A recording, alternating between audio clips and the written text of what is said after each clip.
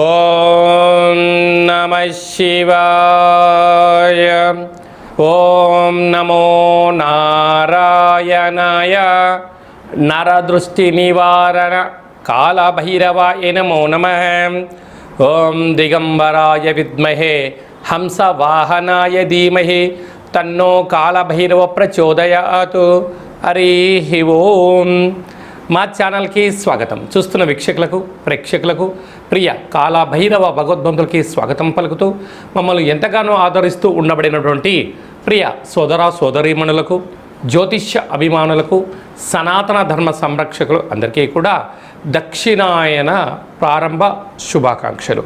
దక్షిణాయనం అనగానే సకల దేవతల యొక్క ఆరాధన, సత్ప్రవర్తన, జీవన విధానంలో మనం ఏదైతే అనుకుంటామో దేవతారాధన చేయడం వలన అనంతమైన శక్తి కలిగి విద్యలో, వృత్తులో, ఉద్యోగాల్లో, వ్యాపారాల్లో అనంతమైన విజయం సాధించడం కోసము చాలా ముఖ్యమైన సమయంగా భావించగలగాలి.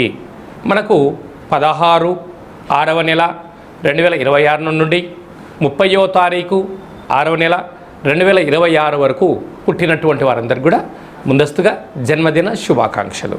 గతంలో వివాహం చేసుకున్న వారికి వివాహ వార్షికోత్సవ శుభాకాంక్షలు. ద్వాదశ రాశుల్లోని గ్రహ గమనాల్ని ఓసారి పరీక్షిద్దాం.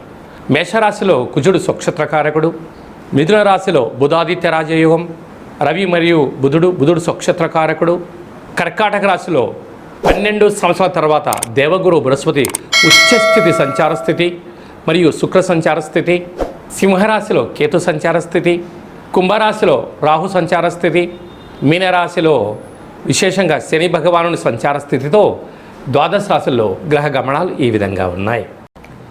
తులారాశి వారికి విశేషంగా 6వ స్థానంలో శని భగవానుడు, 7వ స్థానంలో కుజుడు స్వక్షత్రకంగా ఉంటూ ఒకవైపు కుజదోషం ఉండినను రాజ్యస్థానంలో విపరీతమైనటువంటి ఉచ్చస్థితిలో దేవగురు బృహస్పతి ఉండడం వల్ల వీరికి అదృష్టానికి, ఆనందానికి అవధులు లేవని చెప్పి గమనించాలి. తులారాశిలో ఏ నక్షత్రాలు వస్తాయనగా చిత్తా నక్షత్రంలోని 3వ పాదం, 4వ పాదం, స్వాతి నక్షత్రంలోని 4 పాదాలు, విశాఖ నక్షత్రంలోని 1, 2, 3 పాదాలు కలిపితే తులారాశి. రాశాధిపతి శుక్ర భగవానుడు. వీరికి పంచమ స్థానంలో రాహు ఉండడం వలన నూతనంగా వివాహమైనటువంటి దంపతులకు పుత్రిక సంతాన యోగము. 6వ స్థానంలో శని సంచార స్థితి జలరాశిలో ఉన్నారు కనుక దయచేసి అప్పులు ఇవ్వద్దు, అప్పులు కూడా పుచ్చుకోవద్దు. వీలైనంత వరకు మౌనం, ధ్యానం, ఏకాగ్రత అవసరం. ఆరోగ్యాన్ని కాపాడుకోగలగాలి. లేకపోతే అసలు ఇది వర్షాకాలం ప్రారంభమవుతుంది కనుక కొద్దిపాటి జలగండాలు, అగ్నిగండాలు, వాయువుకు సంబంధించినటువంటి ప్రమాదాలు పొంచి ఉన్నాయి. తస్మాత్ జాగ్రత్త. సప్తమంలో కుజుడు స్వక్షత్రకారకంగా ఉండడం వలన మీ జన్మ నక్షత్రం రోజున అష్టమి తిథి ఎందున, పూర్ణిమ తిథి ఎందున దయచేసి నీటితో, నిప్పుతో, యంత్రాలతో దయచేసి చెలగాట ఆడమొద్దు అని చెప్పి జ్యోతిర్విజ్ఞానం తెలియచేస్తుంది.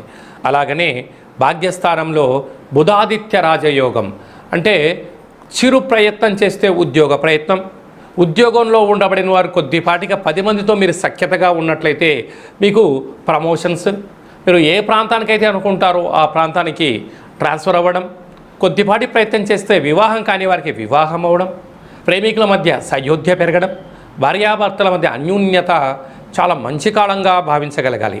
రాజ్యస్థానంలో విశేషంగా గురువు ఉచ్చస్థితిలో సంచరిస్తున్నారు. ఇది విపరీతమైన సువర్ణపు కాలము కనుక ఇలాంటి కాల సమయంలో ఈ దక్షిణాయన ప్రారంభ కాల సమయంలోనే విశేషంగా అష్టమి తిథి కాలాష్టమి సమానం కనుక బియ్యపిండిలో దీపాన్ని ఏర్పాటు చేసుకొని కాలభైరవ అష్టమి తిథి ఎందున మనసులో మంచి కోరిక కోరుకొని ధనకనక వస్తు వాహనాలు మా సొంతం అవ్వాలని చెప్పి దండం పెట్టుకొని వీటిని తెల్లజిల్లెడు వృక్షం దగ్గర పెట్టినట్లయితే తులారాశి వారి యొక్క అదృష్టం 16వ తారీఖున మనకు నిజ జ్యేష్ఠ మాస ప్రారంభమవుతుంది. సకల శుభ కార్యక్రమాలకు అంటే గృహప్రవేశాలకు కానీ, ఇల్లు మారడం కోసం కానీ, కొత్త వాహనాల క్రయ విక్రయాలకు ఇది చాలా మంచి సమయంగా భావించగలగాలి. అలాగనే మనకు 22వ తారీఖు నుంచి దక్షిణాయన పుణ్యకాల ప్రారంభం. మనకు 22వ తారీఖున కాళాష్టమి. కాళభైరవ స్వామి స్మరణ, ధ్యానం వలన సకల అష్ట కష్టాలు కూడా సంపూర్ణంగా తొలగిపోతాయి.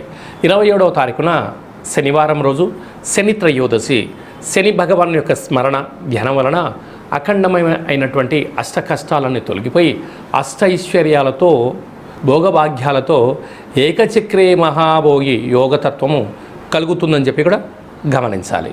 మనకు 29వ తారీఖున జ్యేష్ఠమాస శుక్లపక్ష పూర్ణిమ, జ్యేష్ఠ పూర్ణిమ సందర్భంగా వెంకటేశ్వర స్వామి యొక్క దర్శనం, సకల దేవత దర్శనం వల్ల సకల ఐశ్వర్యం కలుగుతుంది అని చెప్పి గమనించాలి. అలాగనే మీ వ్యక్తిగత జాతకం తెలుసుకోవాలనుకుంటున్నారా? మీ యొక్క పేరు, పుట్టినటువంటి తేదీ, నెల, సంవత్సరం, పుట్టిన సమయం రాసి వాట్సాప్లో మీరు పంపించగలిగినట్లయితే 100 సంవత్సరాల జాతకాన్ని రాసి పంపించి మీరు పుట్టినప్పుడు గ్రహ గమనాలు ఎలా ఉన్నాయి, ప్రస్తుతం ఎలా ఉంటున్నాయి, భవిష్యత్తులో ఎలా ఉండబోతున్నాయో సవివరంగా సంపూర్ణంగా తెలియజేయడం జరుగుతుందని చెప్పి గమనించాలి. డేట్ ఆఫ్ బర్త్లో లేనటువంటి వారు పేరు యొక్క మొదటి అక్షరాన్ని అనుసరిస్తూ రాశిని తెలియచేస్తూ గవళ ద్వారా అనగా రమణ శాస్త్రం ద్వారా కాళభైరవ ఉపాసన చేత భూత భవిష్యత్ వర్తమానాన్ని తెలియజేయడం జరుగుతుందని చెప్పి గమనించాలి.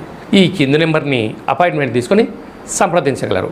అందరికీ ఈ దక్షిణాయన పుణ్యకాలంలో అఖండ ఆయురారోగ్యాల చేత సకల అష్టకష్టాలకు స్వస్తి పలికి అత్యున్నతమైనటువంటి జీవన ప్రయాణ గమనాలలో విజయాన్ని సాధించాలని మనసారా కాళభైరవ స్వామివారిని వేడుకుందాం.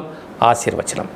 శతమానం భవతు శతాయు పురుష సతేంద్రియ ఆయుష్యేవేంద్రియే ప్రతిష్టతి. ధనం ధాన్యం బహుపుత్రలాభం శత సంవత్సరం దీర్ఘమాయు. సర్వే జనా సుఖినో భవంతు. లోకా సమస్తా సుఖినో భవంతు. సర్వం కాళభైరవ దేవతార్పణమస్తు. హరి ఓం. ఈ వీడియో మీకు నచ్చినట్టయితే ఈ యొక్క వీడియోను లైక్ చేయండి, షేర్ చేయండి, మా ఛానల్ని సబ్స్క్రైబ్ చేయండి. ఆధ్యాత్మికమైనటువంటి భక్తి సమాచారం కోసం అందరికన్నా ముందుగా మీరు తెలుసుకోవాలి, వినాలి అనుకుంటున్నట్టయితే గంట సింబల్ ప్రెస్ చేసి ఆలన్ బటన్ కూడా ప్రెస్ చేయండి. ఈ భక్తి సమాచారాన్ని భగవద్బంధులకు, మిత్రులకు, స్నేహితులకు చేరవేసి హిందూ ధర్మాన్ని కాపాడండి.